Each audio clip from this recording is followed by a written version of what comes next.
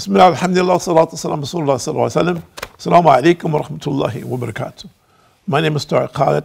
I'd like to welcome to our program here at Sharjah Media Corporation, getting closer to Allah, getting to know Allah, understanding who He is, what it is that we need to be doing, what He's giving us, the reality of our present existence and how does it relate to our Lord and how should it relate.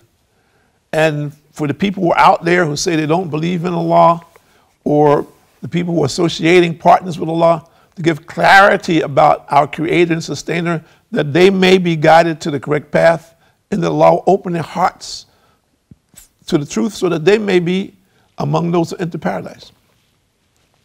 And let's read from Surah number 14, verse number 34. Bismillah ar-Rahman ar-Rahim. And He gives you all you ask of Him. And if you would count the bounties of Allah, you cannot reckon it. Think about it. Some people take it for granted. They say, okay, fine.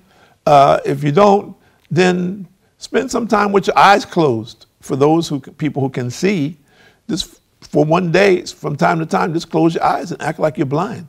Since you don't think that that's a blessing from Allah. If you don't think so, then ask someone who's blind what he feels like.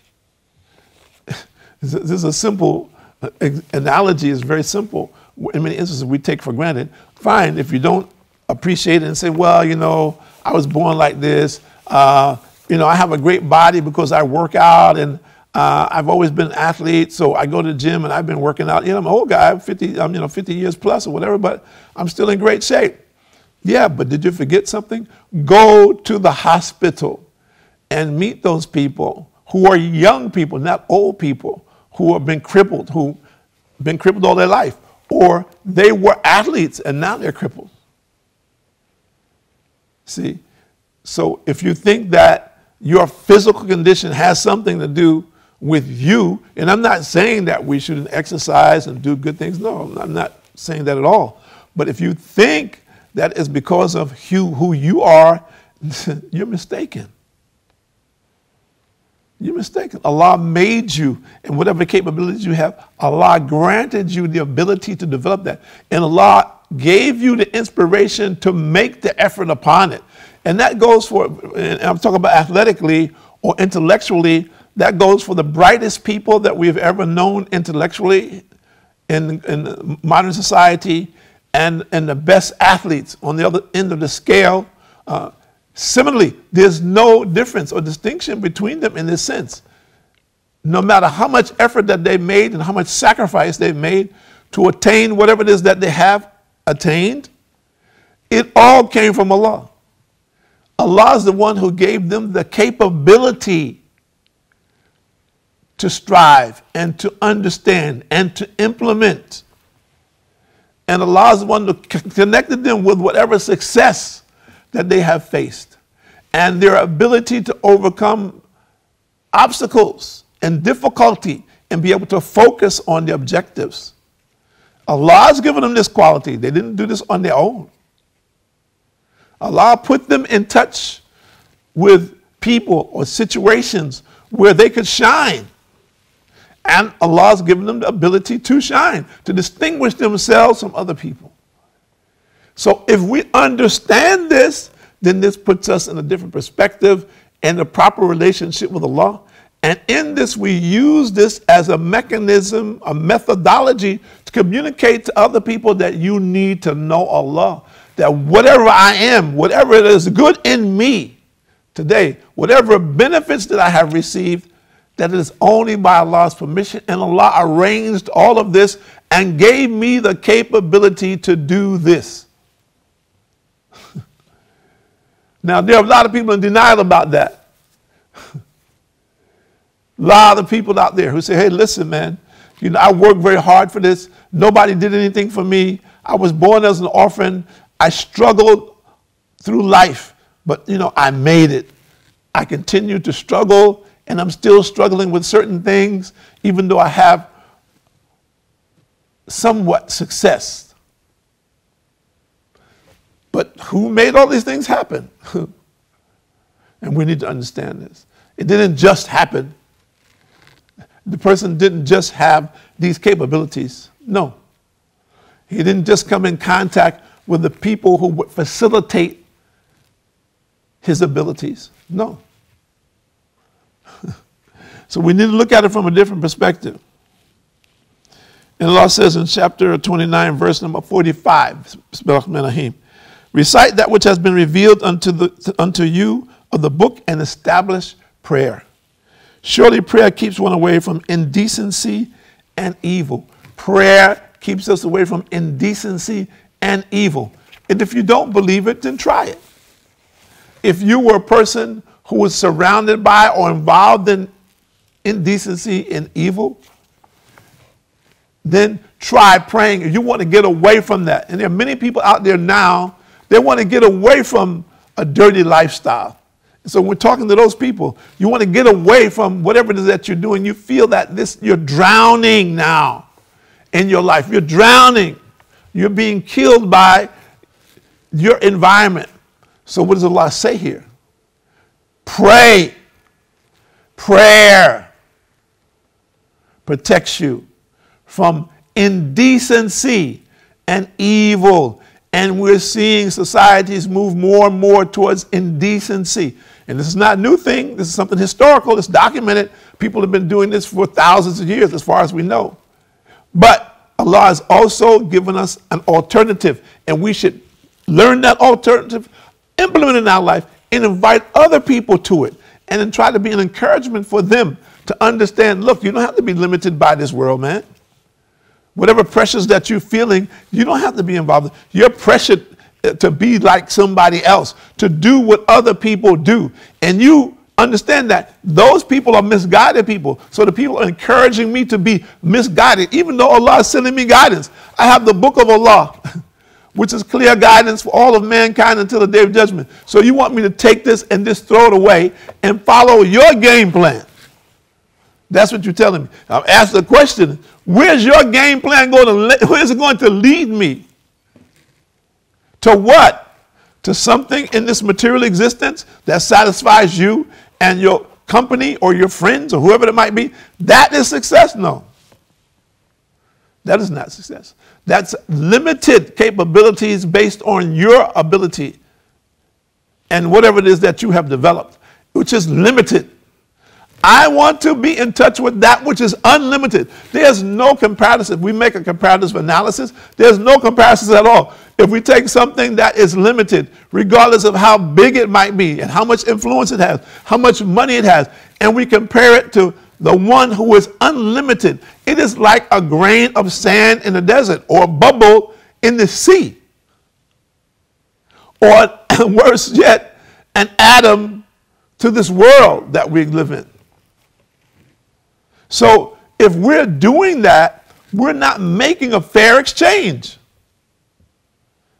Think about it.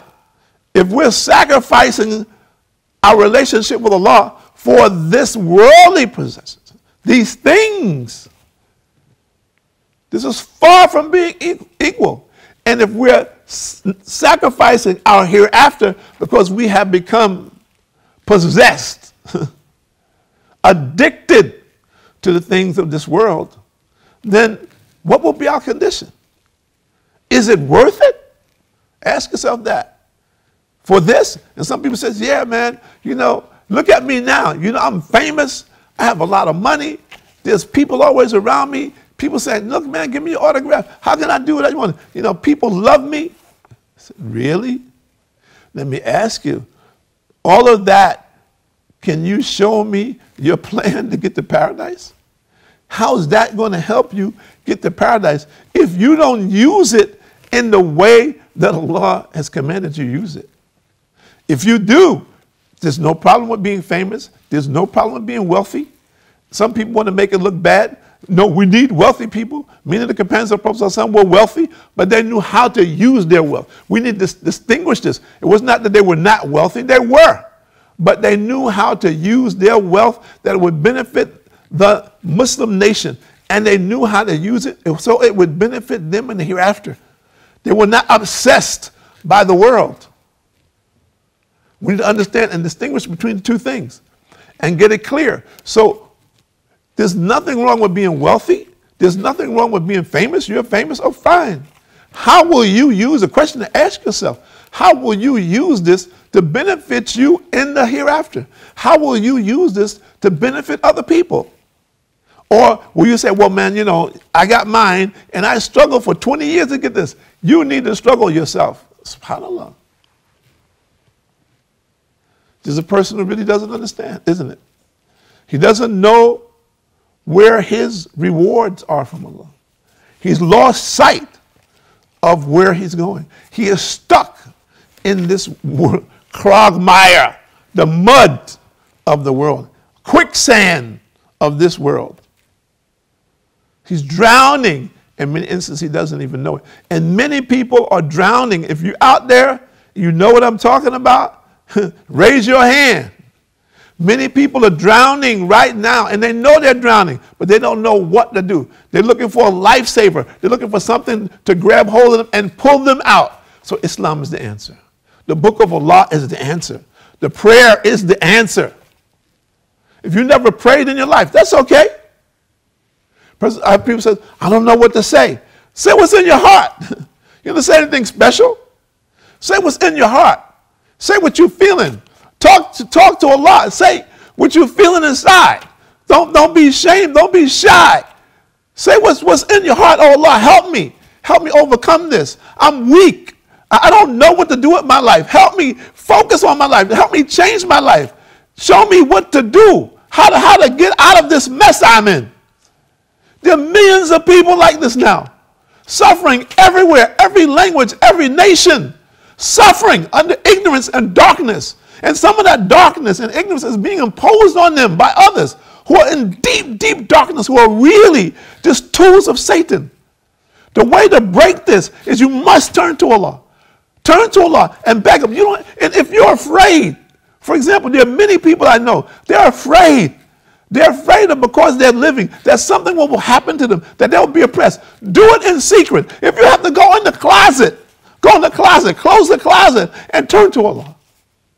But don't be among those people who refuse to turn to Allah. Don't be among those people because you're so afraid of the people who would oppress you because you want this belief to not do it. Just do it quietly, secretly. And if you just live in a hut and you can't do anything because everyone's watching your community, your family, just secretly, quietly turn to Allah in your heart and verbalize it quietly. But don't be among those people who are afraid and don't say anything. Don't do anything so that the punishment of Allah comes on you. And don't look at yourself because you're poor or you're destitute. You're a refugee. You've been kicked out of your country. You're living in a refugee camp. You don't know where your next meal is going to be coming from. Don't think that Allah doesn't know your condition. And the same thing for the man on the other side. There are many people who are very wealthy, and they're also trapped. They're like kings in a cage.